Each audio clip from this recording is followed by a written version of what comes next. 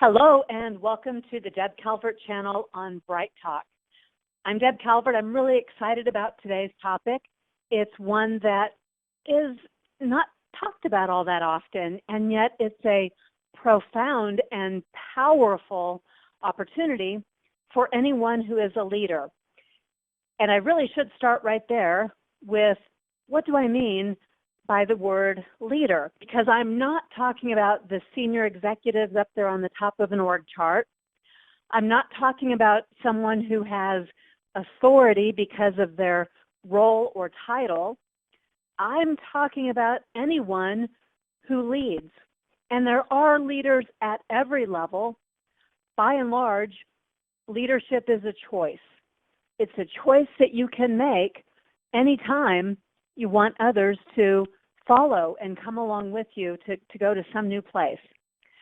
So one of the things that helps people, whoever they might be, helps people to be effective leaders is by having a personal leadership philosophy. And if you've never heard that phrase before, don't worry, you're not alone. Actually, having a personal leadership philosophy is proven to be one of the 30 behaviors that makes leaders more effective. Being able to communicate and consistently display your philosophy of leadership causes others to be more willing to follow you and to be more inspired by the work that you do.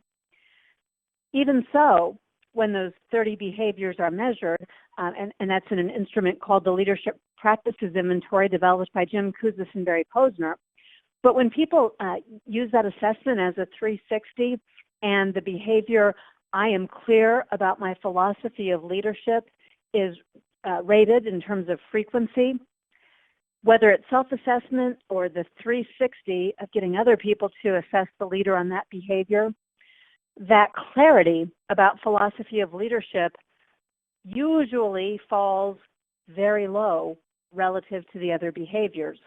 And that's just because people have so infrequently even heard about this thing called a personal leadership philosophy. But we're about to fix that.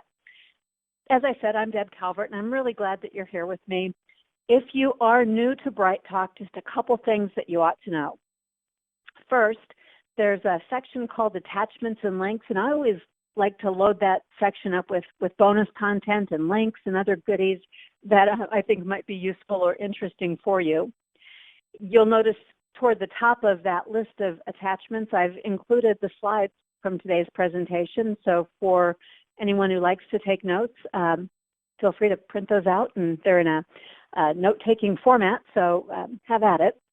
I'm also giving you a web page that will take you through what we talk about today, but will give you examples of other people's personal leadership philosophies. You can get an infographic. You'll get step-by-step instructions and a worksheet for doing that if you choose to. All right, let's get started. I have to warn you, full disclosure here, it's not every day you come to a webinar where you have poetry and a homework assignment, but I'm going to give you both, starting with a little poem. This is a unique poem because the name of the writer rhymes with the rest of the poem.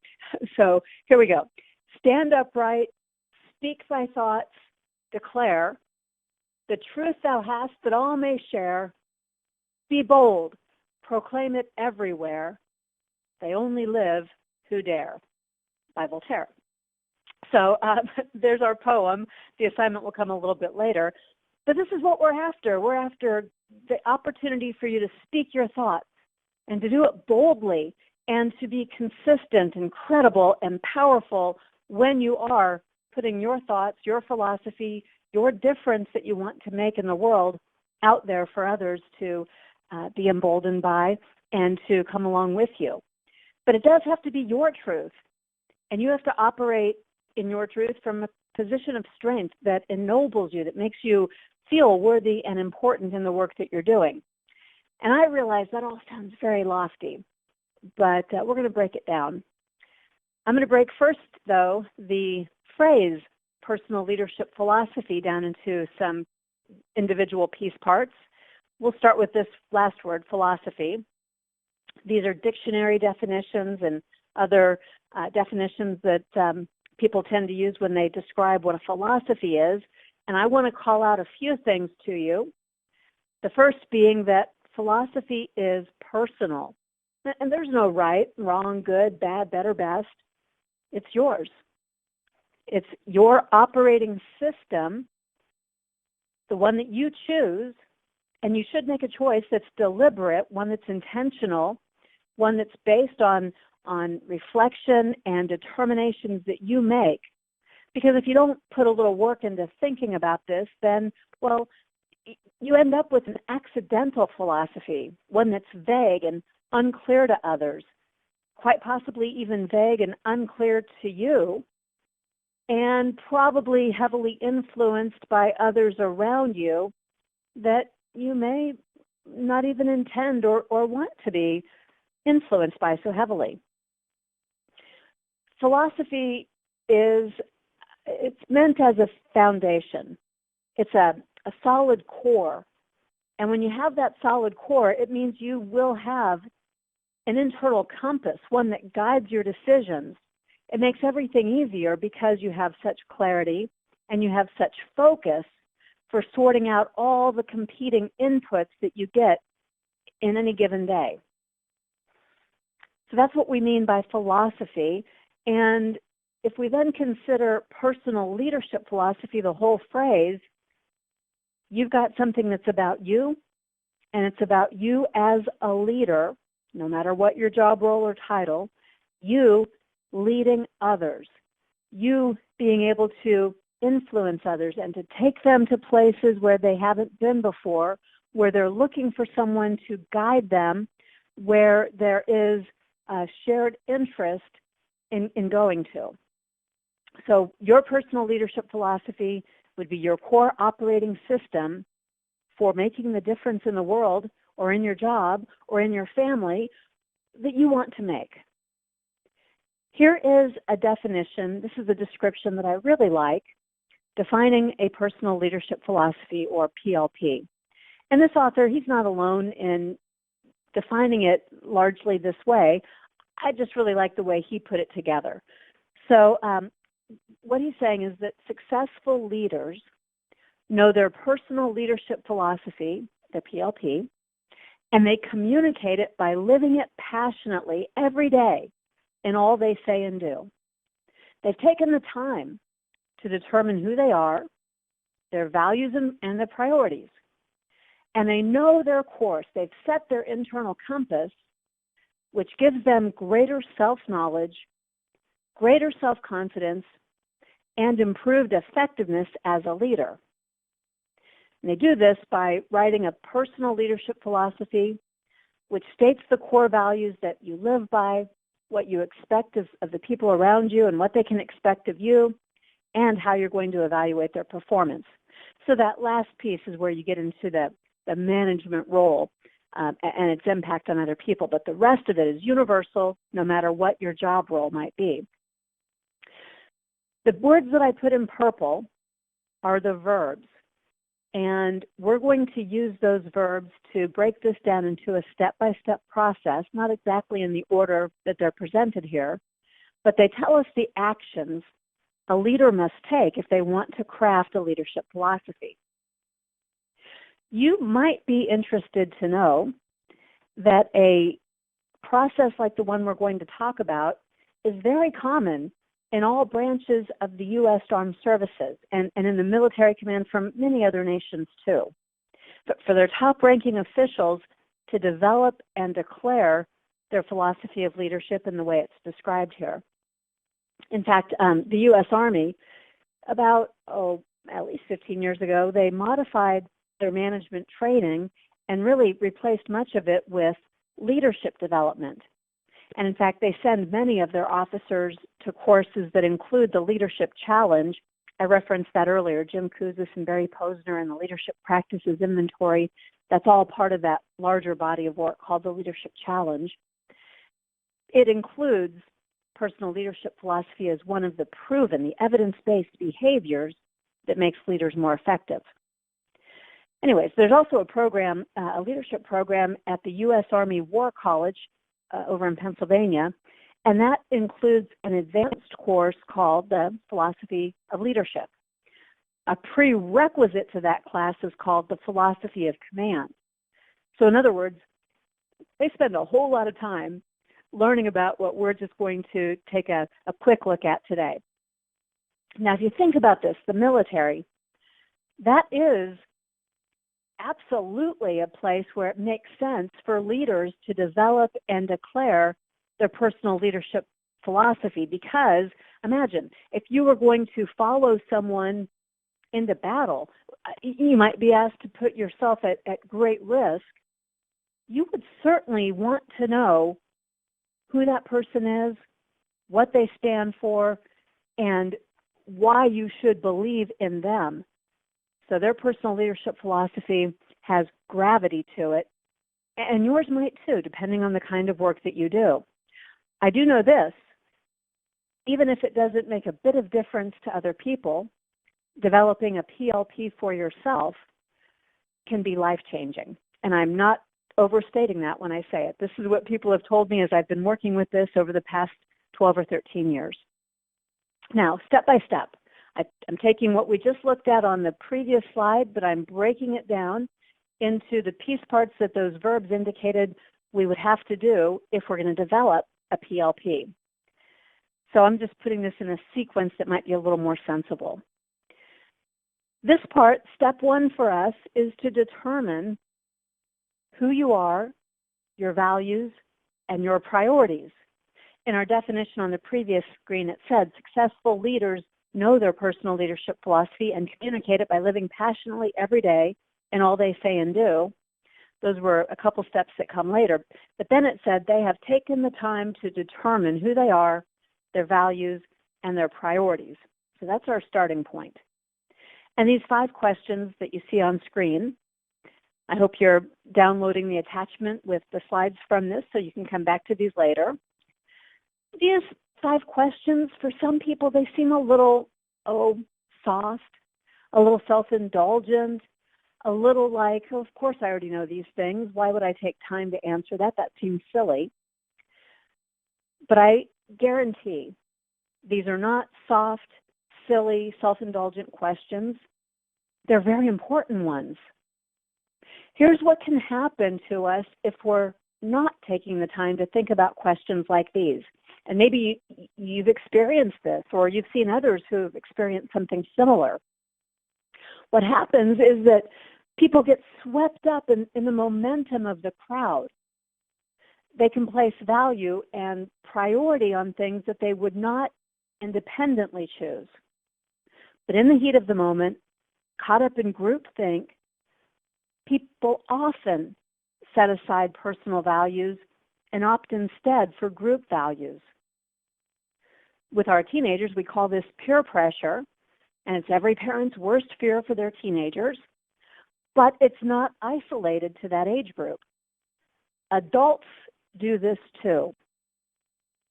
In workplaces, for example, a strong authority figure might exert that authority or some expectations that cause entire teams of people to value something that they would not otherwise choose. People would independently tell you that, they value time with family, but then they end up working these 60-plus hour work weeks and giving up family time due to those workplace pressures. And over time, they can even forget what matters most to them and instead are reciting the party line. When asked what they value, they might even say things like hard work or making goal before they say family time. And of course, they are still internally conflicted, right? Your true values don't go away, and it can become pretty miserable. So it's good to know what your own values are, where they come from, how seriously you take them, and how they make you feel about yourself. And step one in determining who you are, your values, and your priorities is to reflect on questions just like these to identify your own values and your own priorities. That's step one, and that's a pretty meaty one. Step two of making this determination is checking what you've embraced as your values and as your priorities to see how they line up with your actual actions. And here's a way you can do this. I'd like you to think about, 2 or 3 events that happened in the past week. These are, what I'm thinking about are some critical events that have involved others. Ask yourself in those critical events or those conflicts or those times when things didn't go quite as smoothly as you might have liked, about that situation, ask yourself the 5 questions that you now see on screen. These are reflecting questions. They can be used in any learning after doing kind of exercise that you do. But they're important here because they can teach you about yourself and your values. And once you've captured those insights by reflecting on this for 2 or 3 recent events, then what you'll have to do is compare what you've seen in the actual demonstration of your own actions to what you determined were your values and priorities. And there might be a mismatch. That's the point of this exercise I'm describing. You might find out that the values and priorities you selected are the ones you're expressing and responding with. Or you might find out that they don't get reflected in your actions. And that's not necessarily a bad thing. See, sometimes we select values and priorities that are echoing from our past, and they're not as important as we think in our present. We need something to spotlight that for us so that we can adjust. And sometimes, as I said, the values of others crowd out our own. Sometimes we do say one thing, but act in a way that's not aligned. So you've got to figure this out. Whatever the cause of the mismatch, this is how you figure it out. This is how you come to understand it, and you adjust your actions or you revise your values. You've got to get these 2 things aligned. Typically, it's easier to adjust your actions if those truly are your values. So I'm not suggesting that you have to have a wholesale change in what you value or who you are, but you just want to be cognizant and thoughtful about what you're putting out there for the rest of the world to see. Now, the next step, after you have determined who you are and you've thought about the alignment, the next step is the one that was described in our definition as, at the end, this is accomplished by writing a personal leadership philosophy, which states the core values you live by, what you expect of other people, what they can expect of you, and how you're going to evaluate performance. The verb there is writing. It's writing your personal leadership philosophy. And you might feel a bit resistant to that idea because that's a lot of work. Maybe it's not something that you want to commit to paper. Maybe it's not something that you routinely do to write things like this down. But even if you already have the essence of it in mind, it's still a good idea to write it down. Even if that feels like overkill, or if there's some discomfort, it's still a good idea to write it down. This is a little bit like writing a SMART goal. When you put it in writing, you will be signaling to yourself, if not to anyone else, still important to do it for yourself. You're going to signal that it's important, that you're making a commitment. As you write it, you're going to find yourself wordsmithing it and making adjustments. That makes it more concrete. It's no longer vague and fuzzy, but you're forcing yourself in the process of writing to continue your self-reflection and to be sure that you mean what you say, and therefore you can be accountable to it. Longer term, later on, having it written down is going to make it easier to share with others if you choose to do that too. Most of these benefits I'm describing, the ones that come from writing it down, they're mostly for you. It's initially you who needs clarity, commitment, consistency, and accountability. And the process of putting something in writing really does force us to take a step back and evaluate more objectively. This leadership philosophy when you take your first pass at it, it's going to be sort of a torrent of emotions. And you don't want it to be based on emotions alone. You will want to put some critical thought into it. You'll want to do a little bit of analysis of it. You'll want to come back to it after a little time to see how it looks at second glance and after it's had a chance to percolate in the back of your mind. Writing it down is going to help you to continue to modify it and work on it so it becomes exactly what you want it to be. The next step here, this one's going to seem a little odd too, but in our definition that we cited earlier, it was that successful leaders know their personal leadership philosophy, and because they know that, they also know their course, which sets their internal compass and gives them that knowledge, confidence, and improved effectiveness as a leader. But I do think it's interesting because in this sequence that we're suggesting for you, this is after all that reflection on your values. It's after testing your values through your own actions. It's after that reflection and that writing. And now here's this wholly separate step that you have to take. Not just that it comes naturally, but you're going to take a deliberate step to know your own personal leadership philosophy. And I'm not talking about memorizing it so that you can recite it verbatim. Those are just words. I'm talking about knowing it so well that you live and breathe it, that it oozes out of you with everything that you do.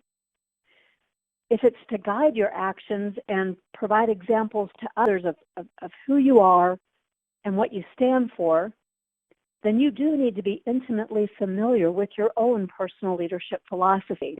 It can't be sort of this occasional cool thing that you pull out whenever it suits you. It's going to become a constant expression. You're going to be very clear about your leadership philosophy, and whether you share it with other people or not, they're going to know it because of your actions. And when you do show it to them someday, they're going to say, oh yeah, that makes sense. There won't be any surprises.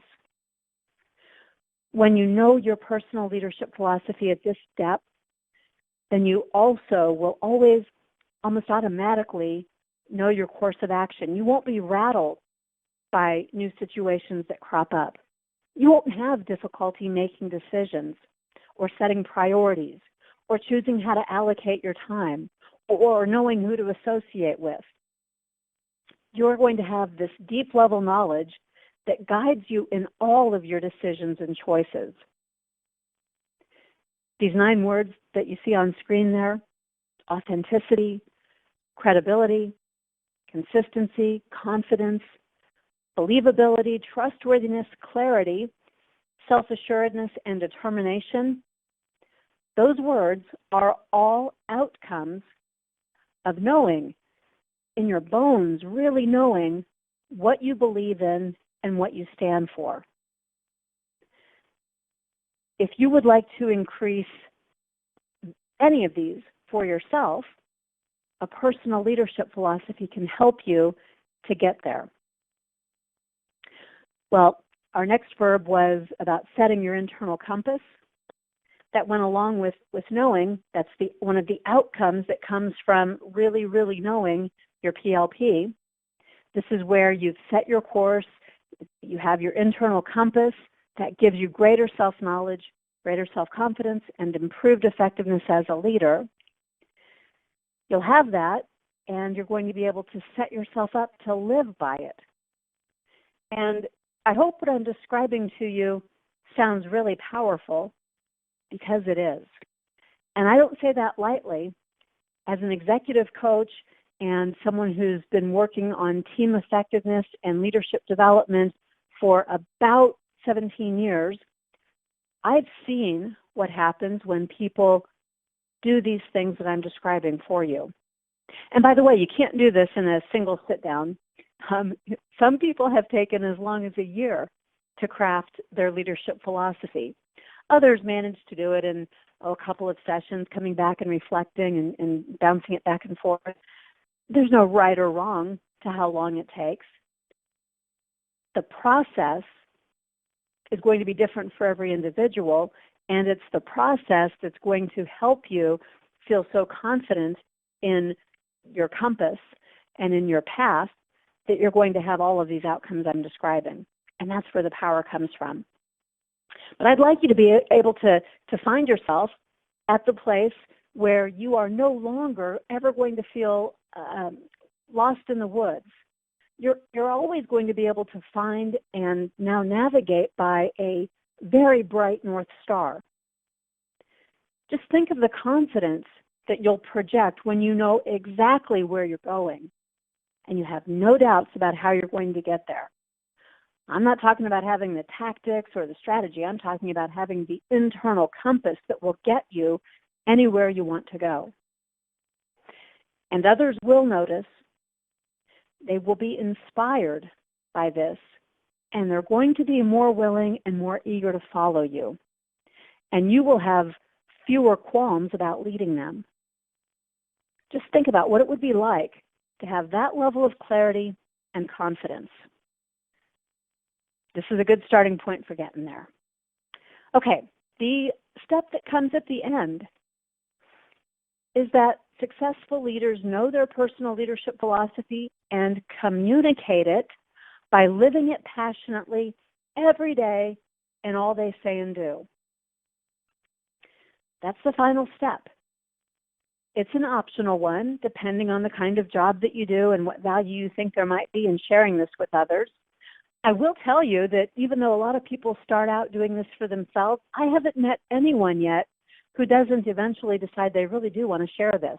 In fact, a lot of people send these to me, and the website page that I'm sending you to has some samples of people who have given me permission to share them. And we rotate those every once in a while, so there's always fresh stuff that you can look at there. But you're going to probably be so proud of what you've developed and so confident in who you are and how your PLP represents that you're going to want to eventually, when it's all finalized, you'll probably want to share that with other people. Sometimes this comes out in the form of a credo. So maybe you've heard of a credo statement. That's simply a statement of what I believe. And I think it's very, very similar to a personal leadership philosophy. The process I'm taking you through has more than just a simple what I believe statement behind it, even if the words at the end of it all sound pretty similar. Don't forget that the root word of credo is essentially the same as the root word of credit. Just like you earn credit from the bank, you earn that credit based on your actions and your history. And your credo statement is also going to be measured against your actions and your history. People are going to trust you when they can believe in you.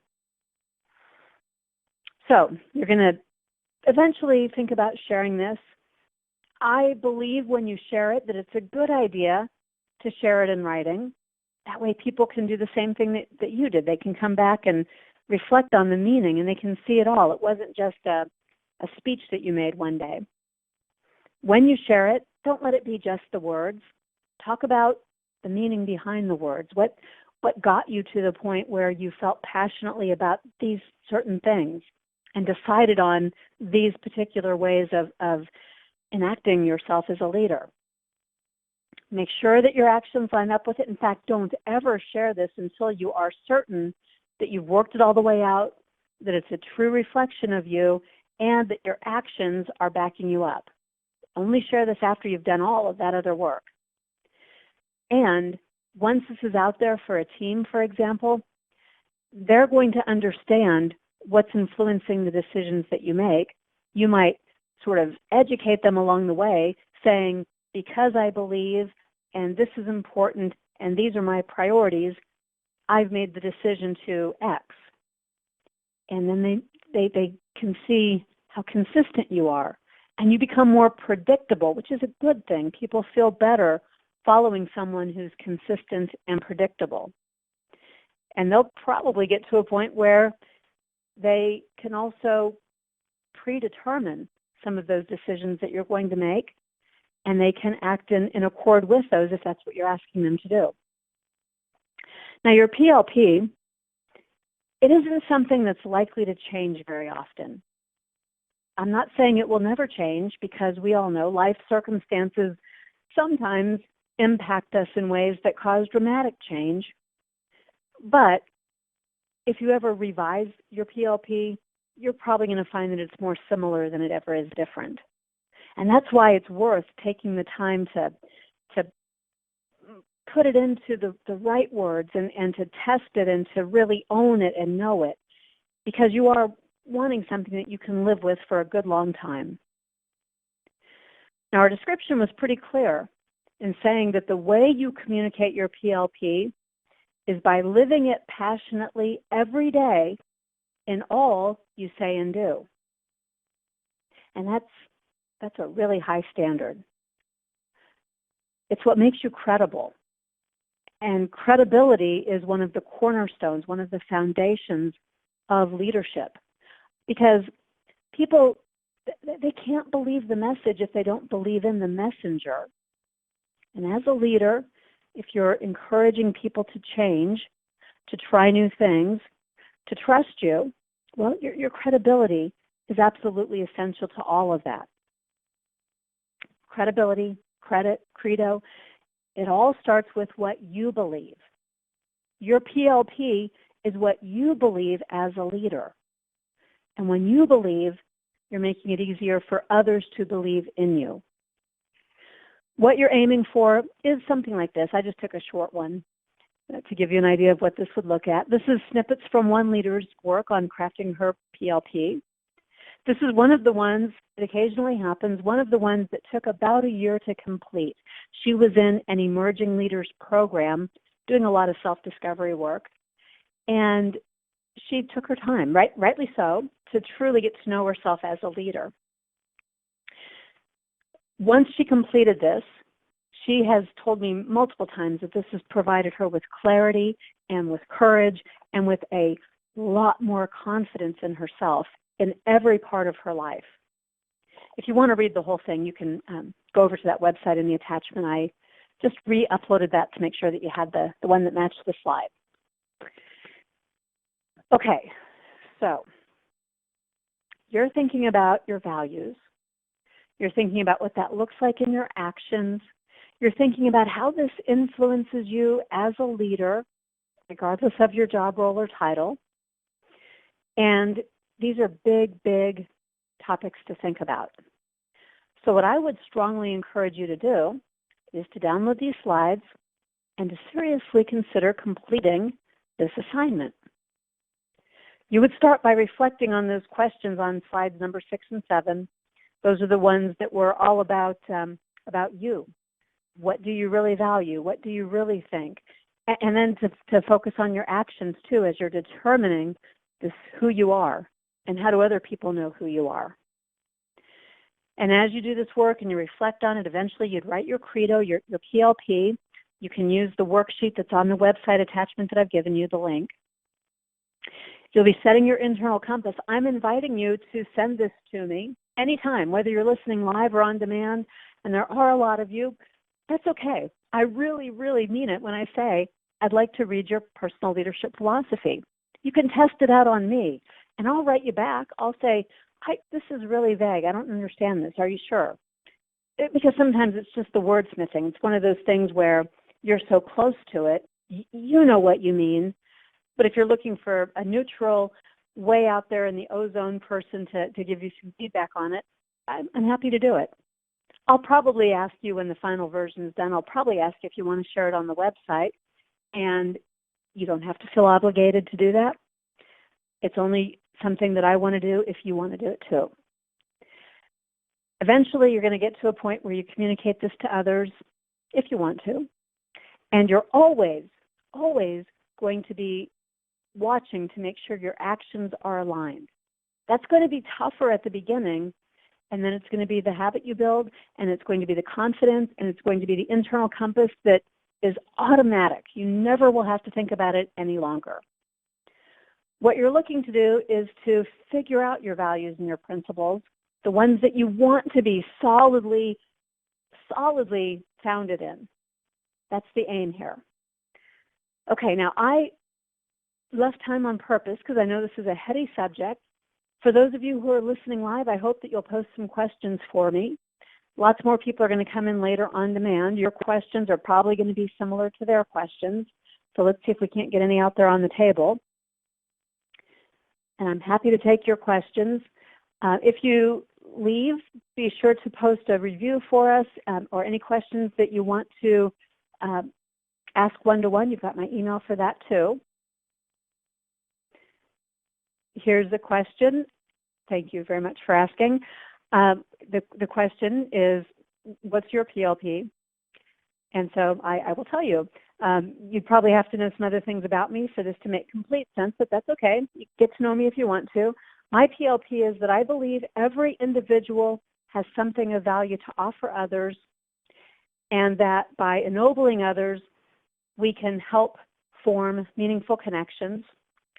I believe that people start with good intent and can be misguided if they don't have a curious mind and an open heart. And that's why I believe that building bridges to help people understand themselves and each other create stronger workplaces and better business results. It all begins by putting people first. So if you knew my business, if you worked alongside me, that might make more sense to you. That's okay. But that's, I guess that's a good example of a fairly short, simple PLP with lots of story behind it. You're welcome. Thank you for your comment. Okay, any other questions? Last call, and it's an open invitation. I do hope that you'll enjoy the process of writing your PLP. It's probably different from many other things you've done in your work life or even in your personal life. If you are someone who does a lot of reflecting and journaling, you already have the piece parts here. And putting them together in a sequence like this with a mindset like this will be probably very validating for you. But let me know. You're going to do this work. You let me know what your experiences are, and I hope to hear from you soon with your PLP or much later if it takes you longer to write it. But mostly, I hope, because you're going to link in with me too, that's in the attachments as well, I hope that you're going to come back to me in 2 or 3 years and tell me, like so many people do, about just how profound this has been for you. Oh, here's another great question, just in time. I love this question. Let me read the whole thing.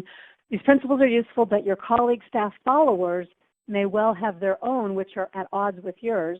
When they disagree with yours, how do you deal with that conflict? And that is a fantastic question. It can also happen where an organization has a certain set of values and yours aren't 100% aligned with theirs. So here's what you do.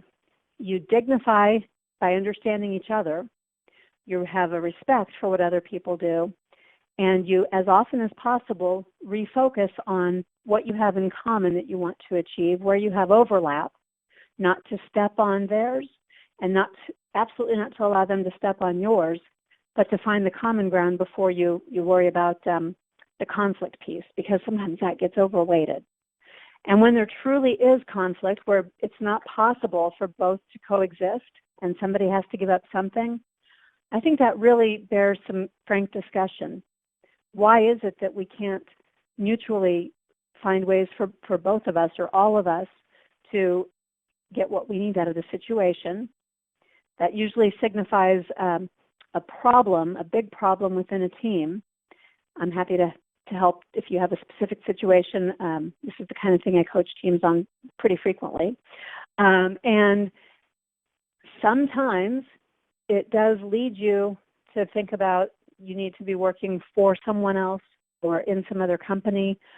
Don't make that judgment too hastily. There's a whole lot of things to think about first. But if it truly is something that cannot be resolved, it's a good signal to you that this may not be the right team or the right place. Okay, that was a pretty short answer, and I'm really glad you asked that question. The real point is you don't give up anything that is truly important to you, not a situation, not an issue, but a principle, a core value principle. Those are non-negotiable. You keep those. Okay. Thank you very much for listening here, and be sure and check out what else is on the channel, the Deb Calvert channel here on Bright Talk.